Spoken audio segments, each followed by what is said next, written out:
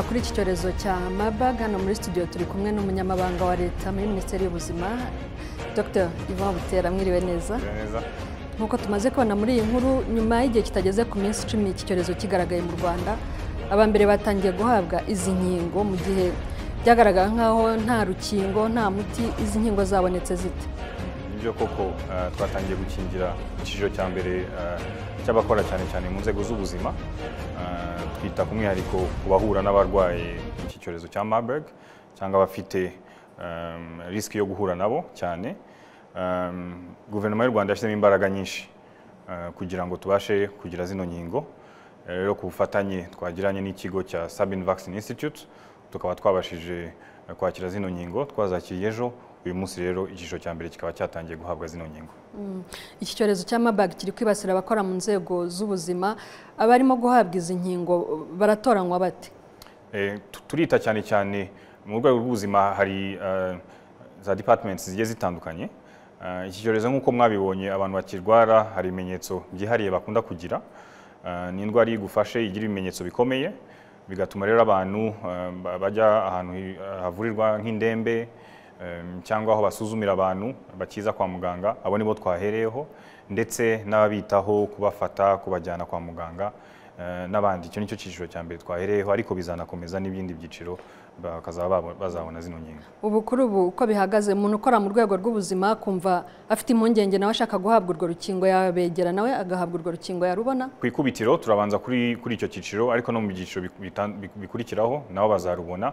Minisiteri y'Ubuzima ikoranye n'izindi nzego ikaba irimo irategura iyi gahunda y'ikingirwa. Tukaba twatangiye kuri abangaba uyu munsi, ariko no mu minsi iri imbere tuzageraho n'abandi bose. Tukaba twateguye ino gahunda y'ukuntu abantu bazagenda babibonye bitewe n'ibyiciro. Hanyuma izi nkingo ziri gutangirwa hehe? Haba ari muri Kigali gusa cyangwa biragera mu turere twose? Tuzagera ahagera ku hantu 6 mu gutangira, ariko uburyo twakoresheje bwo gukingira tuzakoresha ibyo twita mobile clinic. Ntabwo twashatse yuko gahunda zo kwa muganga zisanzwe zihagarara. Izo mobile clinic rero niho abantu bazajya bakingirwamo. Ni imodoka zihariye zishobora gutangirwamo izi nkingo, zikaza zisanga abantu ahantu bari, akaba ariho tuzajya tubakingirira. Mu gutanga inkingo ushobora kubona hari nk'abantu badashaka gufata inkingo. Hari abo muri guhura nabo cyangwa muhuye n'icyo kibazo cy'abantu bumva ibintu by'inkingo batari kubyumva neza, bigenda bite? Ngira ngo icyangombwa ni ugutanga amakuru nyayo, amakuru yavuye mu bushakashatsi. Uru rukingo rwatangiye gukoreshwa muri 2018 muri Leta Zunze Ubumwe za Amerika. Rwatangiye gukoreshwa ku bantu muri 2018, kandi bose bakaba barakingiwe, bakaba byaragenze neza. Ndetse n'ejo bundi umwaka ushize mu gihugu cya Kenya na Uganda bakaba barakingiye, bikaba byaragenze neza. Rero tukaba tubona yuko nta mbogamizi zizagaragara. Tukaba dushishikariza abantu kwitabira gahunda zose tubagezaho, harimo n'iyi ngiyi yo gutanga inkingo, kuko cyane muri bino byorezo n'indwara zandura, gahunda yo gukingira igira uruhare rukomeye mu kurinda abantu ko Marburg yabagiraho ingaruka, ariko no kwirinda yuko ikwirakwira ryayo rikomeza rigatera intambwe. Tukaba dushishikariza abantu rero gukomeza gufatanya kugira ngo duhashye kino cyorezo kandi vuba.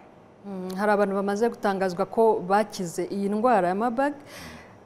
Niki cyabafashije gukira? Hanyuma nyuma yo gukira iki cyorezo baba basabwa kwitwara gute mu buzima bwabo? Urebye mu mibare y'abantu tumaze gutangaza bakize, urasanga ko ababashije kwivuza kare bakimara kubona ibimenyetso bakaduhamagara cyangwa bakajya kwivuza hakiri kare, abo ngabo nibo babasha gukira vuba. N'abandi bazakira, ariko turasanga yuko cyane ababasha kwitabirira urwego rw'ubuzima ni no mu zindi ndwara no muri rusange, iyo witabaje inzego z'ubuzima hakiri kare amahirwe yo gukira aba ari hejuru. Tukaba dushishikariza rero abantu, umuntu waba ufite ibimenyetso, kuba yahamagara ya nimero twatanze 114 cyangwa kujya ku ivuriro rimwegereye, ku buryo tubasha kugabanya ikwirakwira y'iki cyorezo. Uru rukingo rutangwa muri doze zingahe? Ni urukingo rutangwa muri doze imwe kuva igihe rwatangiye muri ya myaka navuze muri 2018. Ubushakashatsi bwakozwe icyo gihe bugaragaza ko urukingo doze imwe nyuma y'iminsi 3 ubudahangarwa bw'umuntu buba bwatangiye kwiyubaka ku kigero kigera kuri 70%. Noneho nyuma y'icyumweru ubudahangarwa bwe buba bumaze kugera hafi kuri 95 na 96%. Doze imwe yonyine rero ikaba ihagije kugira ngo ikurinde. Ni ukuvuga nk'umuntu ahawe urwo rukingo yamaze kwandura Marburg, bigenda bite?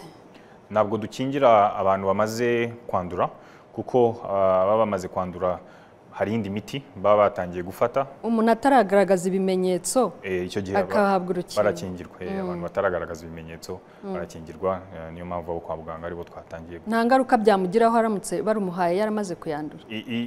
Uru rukingo kuva igihe rwatangiwe nta ngaruka zigaragara zikomeye. Nta muntu wahawe runo rukingo ngo apfe cyangwa ngo yandure iyindi ndwara cyangwa ngo imugireho ikindi kibazo. Uru rukingo rero rwagaragaje cyane cyane n'ibyo mu bintu bya mbere bareba safety yayo, kuba nta kibazo yatera. Rero tukaba tuzi neza yuko nta kibazo abantu bazagira bazabona zino ngingo. Iki cyiciro cya mbere cyahereye mu bakora mu nzego z'ubuzima, ariko twitege ko no mu baturage muri rusange urukingo ruzabageraho mu gihe kiri imbere. Muri ibi bintu by'ibyorezo urareba cyane cyane mwabonye ko 80% y'abanduye iki cyorezo bari mu bakora mu rwego rw'ubuvuzi. Noneho niyo ugiye gutangira rero niba uheraho, kuko aribo baba bari kuri risk ikomeye.